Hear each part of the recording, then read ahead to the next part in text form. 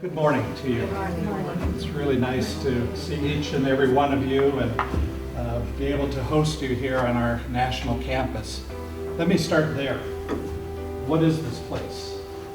This place, in many ways, while there's lots of people who work... My name is David Fornes, and I'm 75 years old, and I'm from Mora, Minnesota. My name is Michelle Gonsalvos.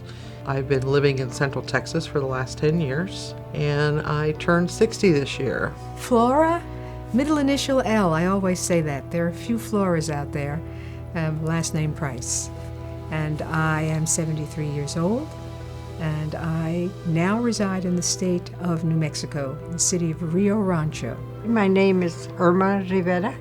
I'm 74 years old, and I'm from El Paso, Texas. And I was looking for something in El Paso, Texas for affordable housing for seniors. So I did the little Google thing and up popped Good Samaritan. So then I called the number and I got my beautiful friend Kim. So just communicating with her through that and then learning more about her story and her children and her grandchildren and just things that are very important to her is really special to me. I just have felt a connection with her from the very beginning, and so having the opportunity to meet Irma has been amazing. Aging is difficult because it's different for everyone and it's unusual. And it depends upon where you are in life at that point when you have to recognize that, you're aging, that you may be alone. You might not have this, you might not have that.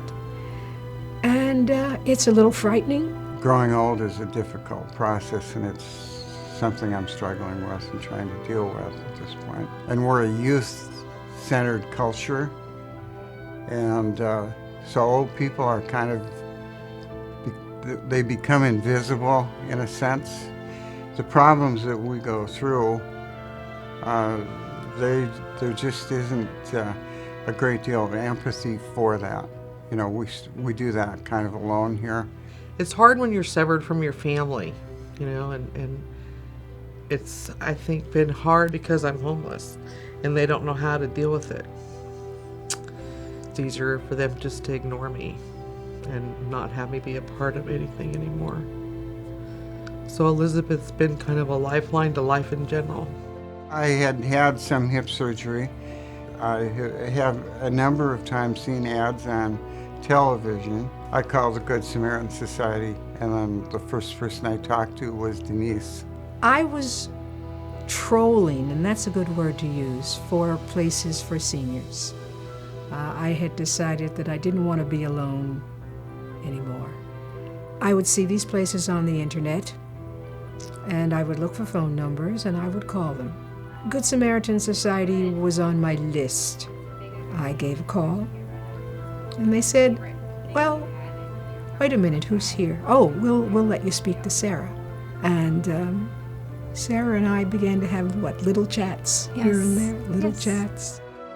She's given me hope. It's restored my faith. It's strengthened my faith. And I don't know if I could have done it without her emails, honestly. So many people listen and they hear the words, but they don't have empathy.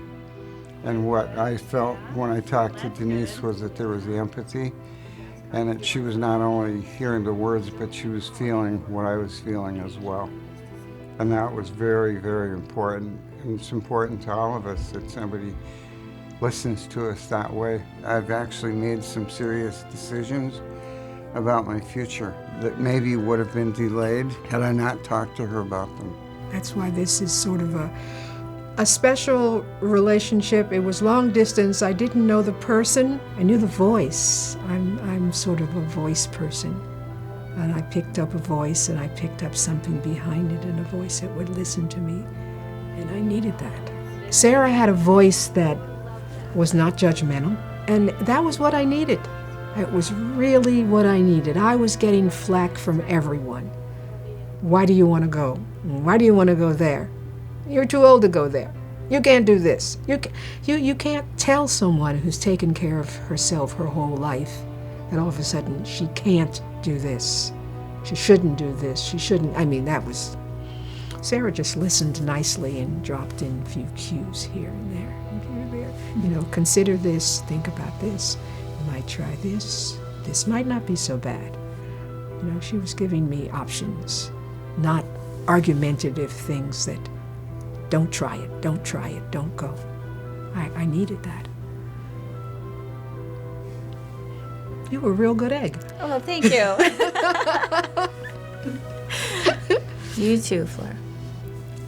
But as far as Good Samaritan offering a service of being able to talk to somebody and not having to worry about giving something back in return or pay for the service, I don't know if there's anything I can say to show or to tell how grateful I am for that. I don't know. There's something about the Good Sam communities that I think I can trust it.